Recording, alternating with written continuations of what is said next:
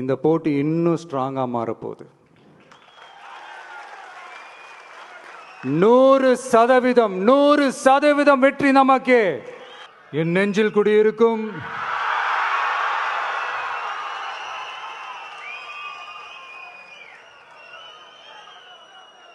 என்னுடைய தோழர்களுக்கும் தோழிகளுக்கும்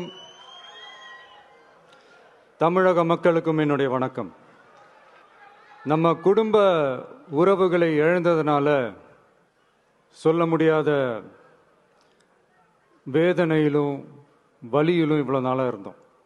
அப்படிப்பட்ட அந்த சூழலில் நம்ம சொந்தங்களின் மனம் பற்றி இருக்க வேண்டியது நம்மளுடைய கடமை.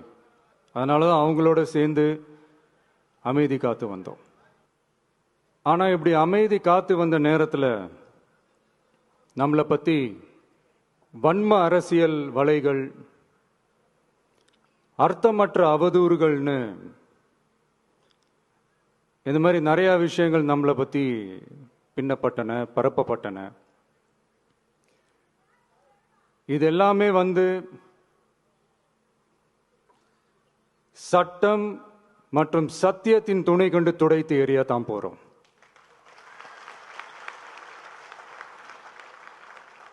பட் அதுக்கு முன்னாடி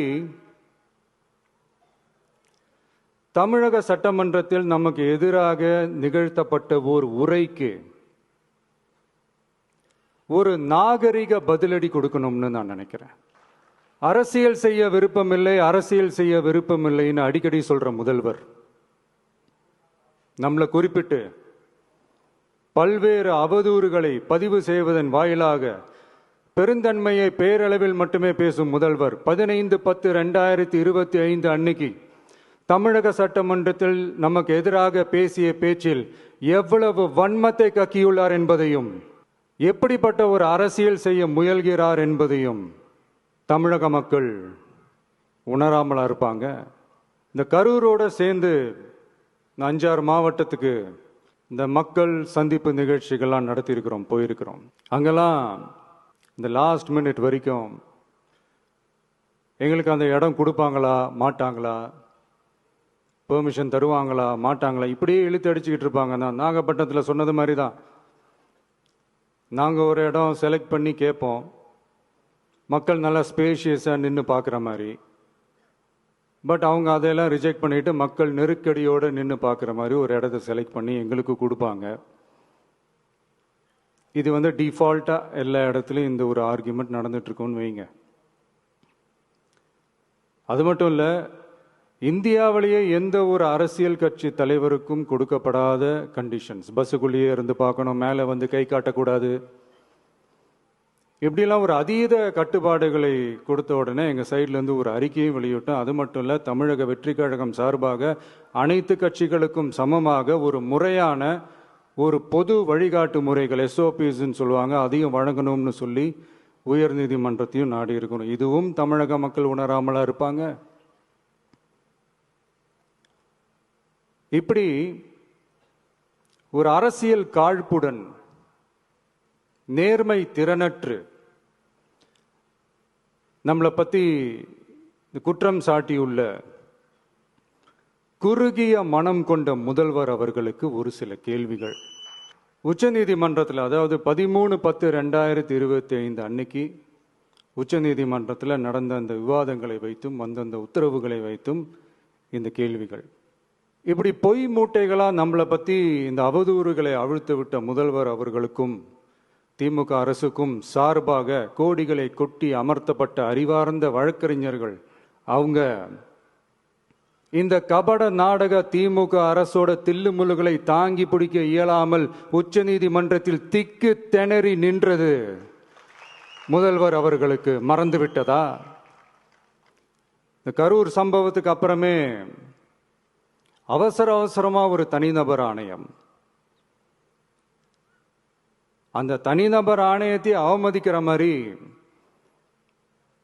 அரசு உயர் அதிகாரிகள், காவல்துறை உயர் அதிகாரிகள் எல்லாருமே நம்மளை பற்றி ஃபுல்லாக இந்த அவதூறுகள் பரப்பி ஒரு செய்தியாளர்கள் சந்திப்பு அவசரமாக. இதெல்லாம் ஏன் நடக்குது? எதுக்காக நடக்குது? அப்படின்னு ஒட்டுமொத்த தமிழக மக்களும் கேள்வி கேட்க ஆரம்பிச்சாங்க. இதுவும் தமிழக முதல்வர் மறந்துட்டாரா? அதுக்கப்புறம் அந்த தனிநபர் ஆணையத்தை தலையிலேயே கொட்டி வீட்டுக்கு அனுப்பிச்சிட்டாங்க. அது வேற விஷயம்.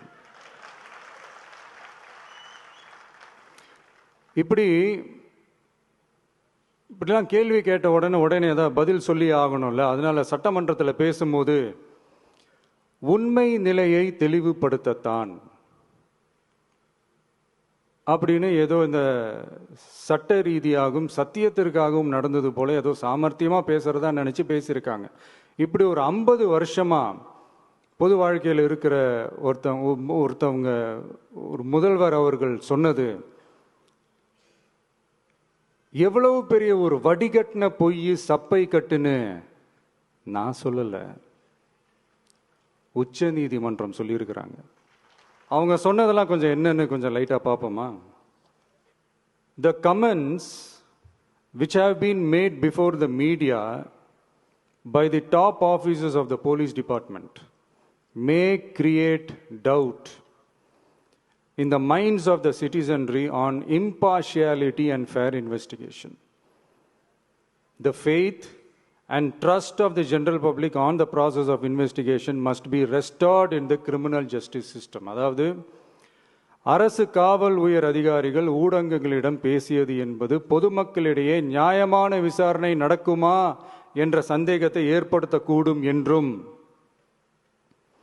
நியாயமான விசாரணை மூலமே அந்த சந்தேகத்தை மீட்டெடுத்தே ஆக வேண்டும் என்றும் உச்சநீதிமன்றம் தமிழக அரசின் தலையில் ஓங்கி நறுக்கு நறுக்கு நறுக்கு என்று கொட்டியதை முதல்வர் அவர்கள் மறந்துட்டாரா? மாண்புமை சென்னை உயர்நீதிமன்றத்தின் மாண்புமிகு நீதியரசர் SIT அமைத்து உத்தரவிட்டார் அல்லவா? அந்த உத்தரவை ஏதோ சட்டத்தின் மீதும் நீதி பரிபாலனத்தின் மீதும் மரியாதை கொண்டவர்கள் போல ஒரு நாடகத்தனமான கொண்டாட்டத்தை திமுகவிற்கு ஒத்து ஊதுவோரும் நடத்தி கூத்தாடி குதூளித்தனர் அல்லவா? தாவேகாவிற்கு எதிராகவும் நமக்கு எதிராகவும் உயர்நீதிமன்ற மாண்புமிகு நீதியரசர் தீர்ப்பளித்து விட்டதாக விதந்தோதி விழா எடுத்தனர் அல்லவா? அந்த உத்தரவை குறித்து சொல்லும் போது எந்த ஆவணத்தின் அடிப்படையில் அந்த உத்தரவு அமைக்கப்பட்டது? நான் கேட்கல, உச்ச நீதிமன்றம் கேட்டிருக்கிறாங்க. The judgment is completely silent about how learned single judge arrived at such a conclusion and what material was pursued by the court என்று உச்ச நீதிமன்றம் உரத்த குரலில் கேள்வி கேட்டது. அப்போதும் கூட உச்ச நீதிமன்றத்தில் திமுக அரசுக்காக வாதாடிய அறிவார்ந்த மூத்த வழக்கறிஞர்கள் பதில் சொல்ல இயலாமல் வாய் மூடி மௌனம் காத்ததை நாடே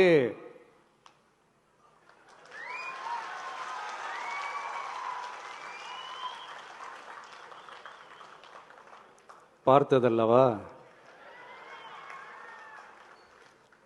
இதையும் முதல்வர் அவர்கள் மறந்துட்டாரா?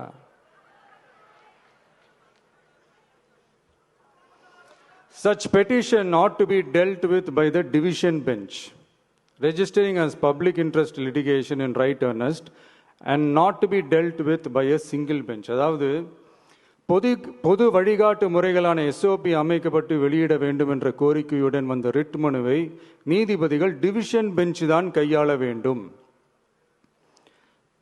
தனி நீதிபதி பெஞ்ச் கையாளக்கூடாது என்றும் உச்ச நீதிமன்றம் சொன்னதல்லவா? அது மட்டுமா, கோரிக்கையே இல்லாமல் SIT அமைக்கப்பட்டது எந்த வகையில் சரி என்றும் கேள்வி எழுப்பியது உச்ச நீதிமன்றம்.